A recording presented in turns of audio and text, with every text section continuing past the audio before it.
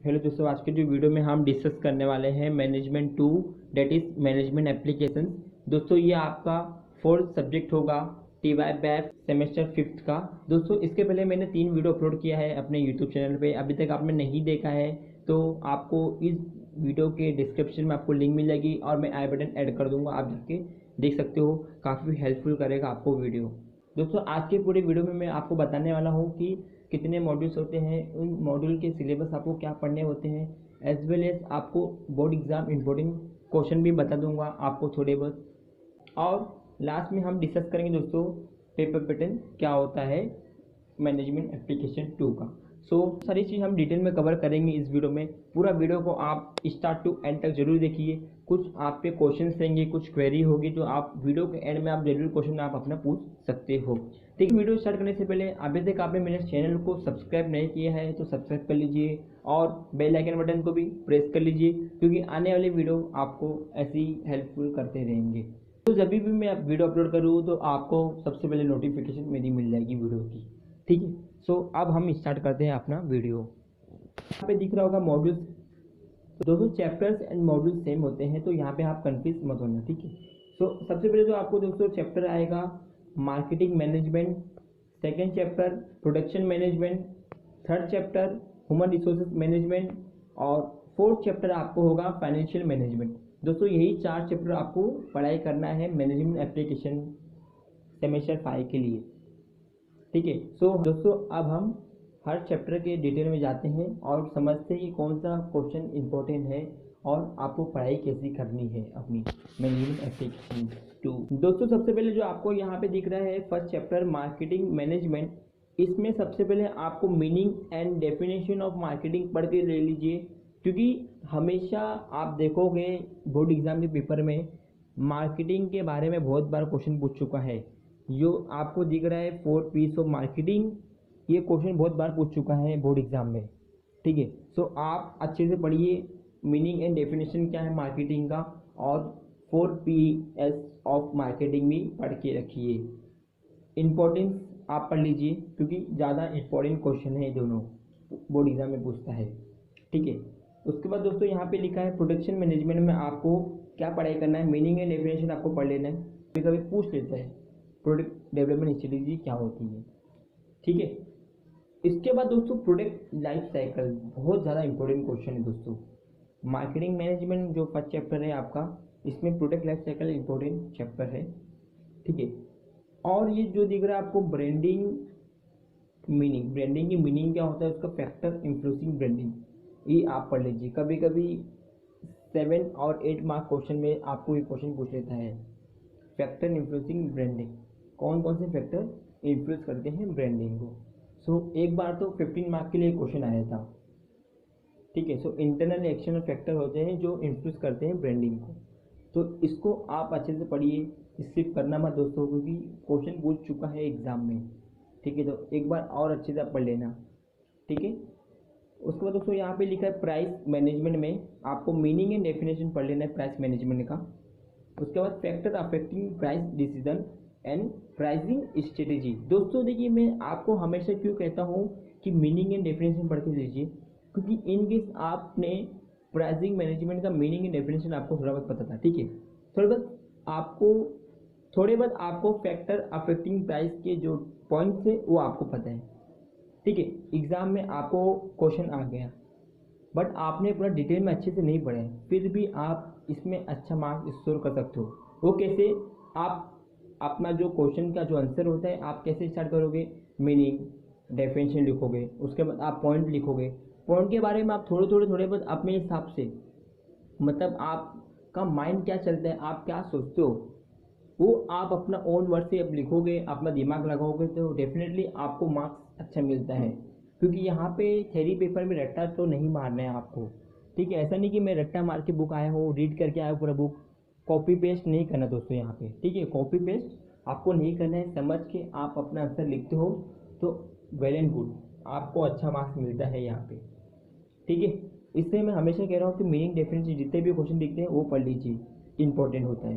ये जो आपको दिख रहा है place distribution management, meaning and definition, factor governing distribution decision, types of distribution decision. दोस्तों ये जो कॉन्सेप्ट है थोड़ा बहुत रेयर चांस है बोर्ड एग्जाम में पूछने का, फिर भी हम कह नहीं सकते दोस्तों। अभी बोर्ड एग्जाम है तो बोर्ड एग्जाम में कैसे भी टाइप ऑफ क्वेश्चन आ सकते हैं, हम गारंटी जो दे नहीं सकते कि कौन सा क्वेश्चन आएगा कौन सा क्वेश्चन नहीं आएगा, क्योंकि हमारे हाथ में नहीं है दोस्तों पेपर फ्रेम करना।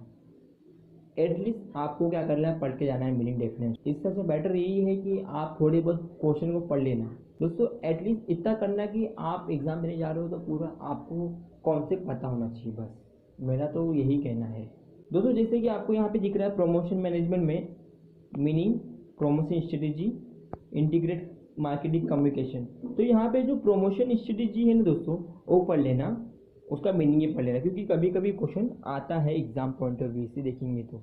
ठीक है, 8 मार्क के लिए पूछा गया था क्वेश्चन एक बार।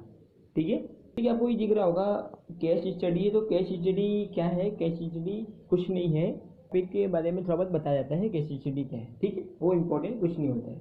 ओके, अब हम सेकंड चैप्टर में बढ़ते हैं दोस्तों। जो सेकंड चैप्टर आपका है, ये चैप्टर में से भी आपको 15-20 मार्क्स के क्वेश्चन आ जाते हैं।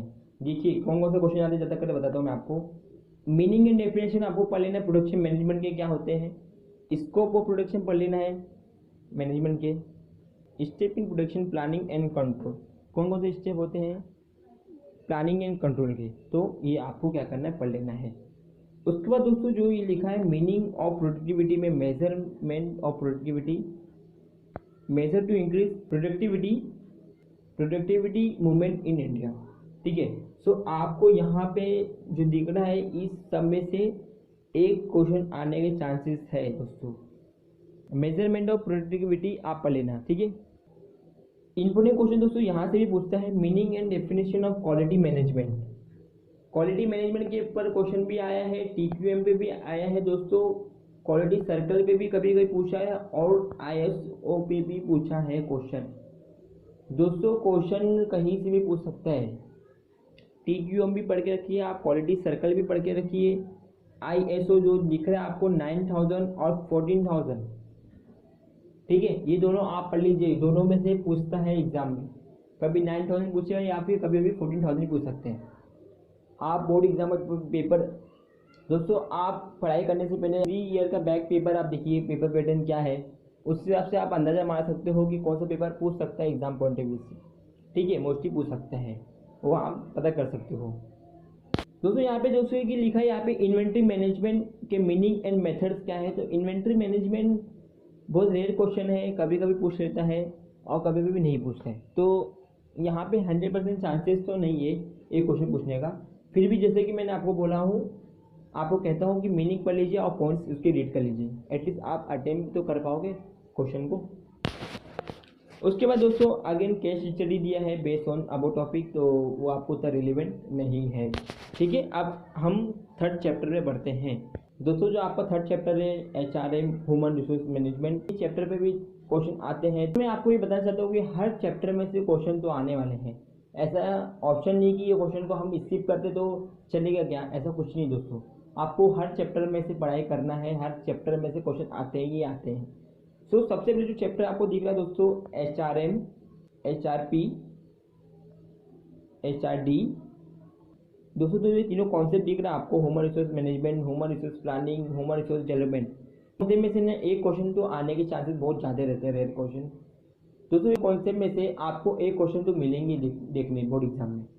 जैसे कि ज़्यादातर देखने की चांसेस यहाँ पे दोस्तों meaning and nature function of human resource management, ज़्यादातर functions of human resource question पूछते हैं एग्जाम पॉइंट ऑफ व्यू से।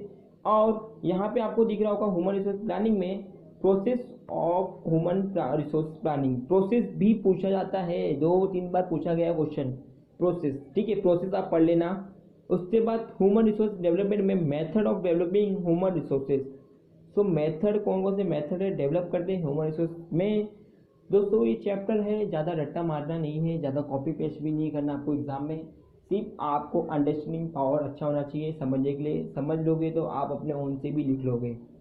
ठीक है, उसके बाद दोस्तों जो क्वेश्चन आ रहा है परफॉर्मेंस अप्रेजल का, इसमें से एक क्वेश्चन तो आने के चांसेस बहुत है, 90% चांसेस आते हैं। ट्रेडिशनल पूछ सकते हैं या मॉडर्न पूछ सकता है। ठीक है, तो ट्रेडिशनल और मॉडर्न आप पढ़ के रखिए। मीनिंग डेफिनेशन जैसे कि मैंने आपको कहा, ट्रेडिशनल कौन होते हैं, ट्रेडिशनल अप्रेजल होते हैं, परफॉर्मेंस एंड मॉडर्न मेथड क्या है, ठीक है। उसके बाद दोस्तों एम्प्लॉय रिटेंशन क्या होता है वो पढ़ लीजिए। लीडरशिप भी बहुत बार क्वेश्चन पूछ सकता है, 8 मार्क के लिए पूछता है और 7 मार्क में भी पूछ सकता है दोस्तों कि इनके स्टाइल्स क्या है और इनके ट्राइब्स क्या है, ठीक है, ये आप पढ़ लेना। मोटिवेशन दोस्तों क्या है, मोटिवेशन के भी क्वेश्चन आपको एग्जाम में आए हैं। Factor of motivation, theory of motivation, Maslow theory, Douglas McGregor theory X and theory Y. ज़्यादातर दोस्तों इसमें फैक्टर ऑफ मोटिवेशन पूछते हैं ज़्यादातर चांसेस है, और थ्योरी ऑफ मोटिवेशन में बहुत कम चांस है, रेयर चांस है पूछने का। फिर भी आपको ऐसा लगता है पढ़ना चाहिए तो आप पढ़ सकते हो, ठीक है। उसका दोस्तों यहाँ पे आपको दिख रहा है लास्ट में case study based on above topic, तो आप नहीं भी पढ़ोगे तो कोई इशू नहीं है। दोस्तों कहने का मतलब ये कि थर्ड चैप्टर जो है बहुत ज़्यादा इंपॉर्टेंट है, इसमें से क्वेश्चन अच्छे खासे आते हैं। 15 मार्क के ऊपर तो क्वेश्चन आ ही जाते हैं, इसमें से 15-20 मार्क्स आप आराम से समझ के चलो, ठीक है। दोस्तों लास्ट चैप्टर हमारा ये है फाइनेंशियल मैनेजमेंट। फाइनेंशियल मैनेजमेंट में आपको दोस्तों क्या क्या करना है, मीनिंग क्या है, डेफिनेशन क्या होता है फाइनेंशियल मैनेजमेंट का। जैसे कि आपको पता है आपका सब्जेक्ट ही है फाइनेंशियल मैनेजमेंट का, वो क्या है, उसके मीनिंग डेफिनेशन आपको पता ही होगा। फंक्शन ऑफ फाइनेंशियल मैनेजमेंट क्या होते हैं, कैसे कैसा फंक्शन करती है फाइनेंशियल मैनेजमेंट। उसके बाद दोस्तों कैपिटल बजटिंग क्या होता है, उसके इंट्रोडक्शन क्या है, उसके इंपॉर्टेंस एंड इसके प्रोसेस क्या होते हैं, ठीक है।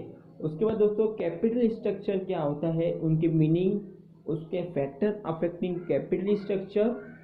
उसके बाद दोस्तों कैपिटल मार्केट में आपको मीनिंग एंड कॉन्स्टिट्यूशन और फंक्शन आपको पता है दोस्तों। कैपिटल मार्केट क्या होता है, उससे कॉन्स्टिट्यूशन से फंक्शन आपको पता है।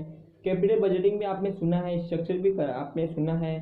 सो जो चैप्टर है 4th चैप्टर बहुत ज़्यादा इजी होगा आप पे, पूरे प्रैक्टिकल क्वेश्चन की तरह ये है, थोड़ा बहुत आपको यहाँ पे थ्योरी पढ़ना होता है बस, और कुछ नहीं है। यहाँ पे आपने सुना है फंडामेंटल एनालिसिस में टेक्निकल एनालिसिस होता है। वेंचर कैपिटल के बारे में आपने सुना है जो कि रिस्की कैपिटल होता है।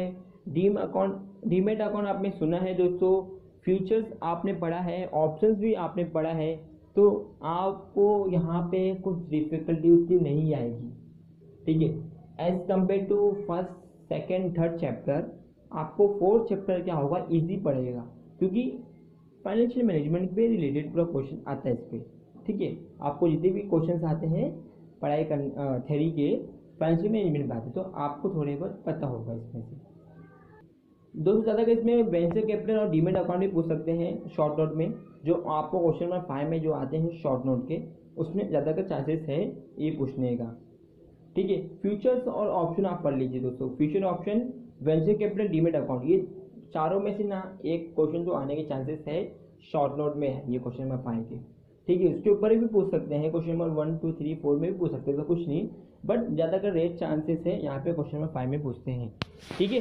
तो हमारा मॉड्यूल्स भी हम अभी तक, अब दोस्तों हम लोग ने मॉड्यूल्स देख चुके हैं, मॉड्यूल से सिलेबस आप देख चुके हैं और उनके इंपॉर्टेंट क्वेश्चन भी हम देख चुके हैं। तो अब हम डिस्कस करते हैं पेपर पैटर्न क्या होता है। पेपर पैटर्न तो हमारा हमेशा सेम होता है, फिर भी हम डिस्कस कर लेते हैं। दोस्तों सबसे पहले हम लोग फॉर्मेट देखते हैं पेपर पैटर्न क्या होता है। तो आपको 75 मार्क का पेपर जैसे कि आता है, 5 क्वेश्चन आएंगे, 2.5 घंटे आपको टाइम मिलता है, और जो भी क्वेश्चन आते हैं 15-15 मार्क के होते हैं हर क्वेश्चन के, ठीक है। सो यहाँ पे आपको पता ही है कि जो भी क्वेश्चन होते हैं 15 मार्क के कभी कभी नहीं आते हैं, 7-8 करके मार्क्स में भी क्वेश्चन आते हैं। हम क्वेश्चन नंबर 1 से लेकर क्वेश्चन नंबर 5 तक डिटेल में समझते हैं कैसा क्वेश्चन होता है, कैसा क्वेश्चन टाइप पूछ सकता है। दोस्तों जो क्वेश्चन नंबर 1 आपको दिख रहा है ऑब्जेक्टिव टाइप क्वेश्चन, आपको 15 मार्क्स कैसे स्कोर करना है। जितने भी टेस्ट जो कि multiple choice, true false, major column, fill in the blank से आपको अच्छे से पढ़ लेना है।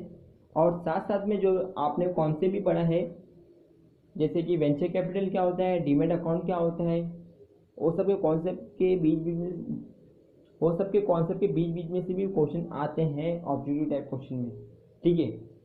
4 पीस ऑफ मार्केटिंग क्या होता है, उसमें से भी आप पूछ सकते हैं, ठीक है।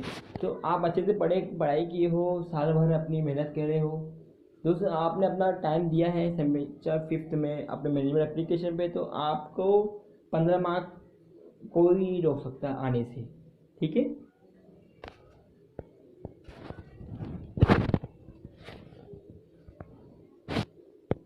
दोस्तों क्वेश्चन नंबर 2, 3 और 4 इन सभी क्वेश्चन में फुल लेंथी क्वेश्चन होगा, जैसे कि मैंने आपको कहा।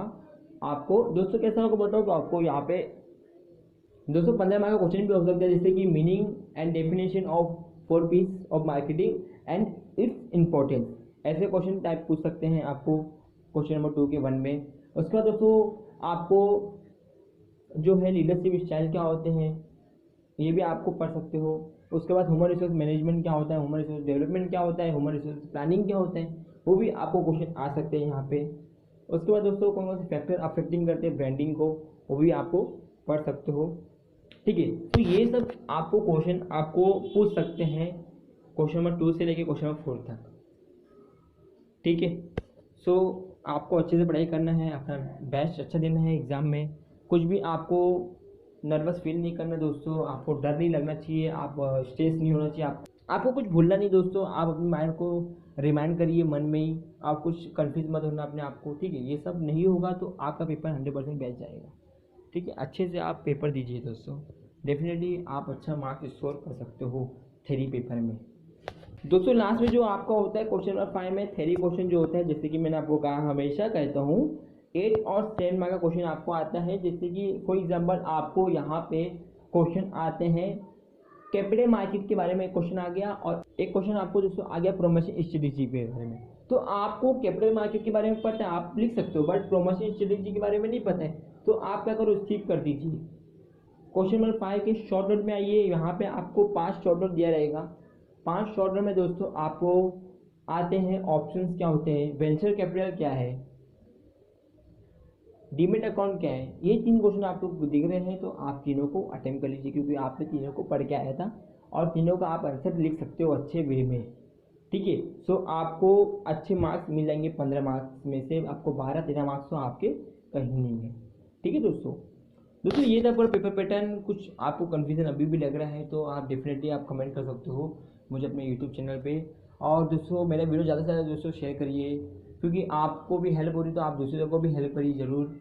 अगला वीडियो होगा फाइनेंशियल अकाउंटिंग में भी होगा दोस्तों 5th पे, तो अच्छे कंटेंट में मैं लेकर आऊँगा। पूरा वीडियो को आप अच्छे से देखना, और कुछ भी उसमें भी डाउट होगा तो आप पूछ सकते हो दोस्तों। सो अभी के लिए बाय बाय दोस्तों, thanks for watching this video, take care yourself, stay home, stay safe.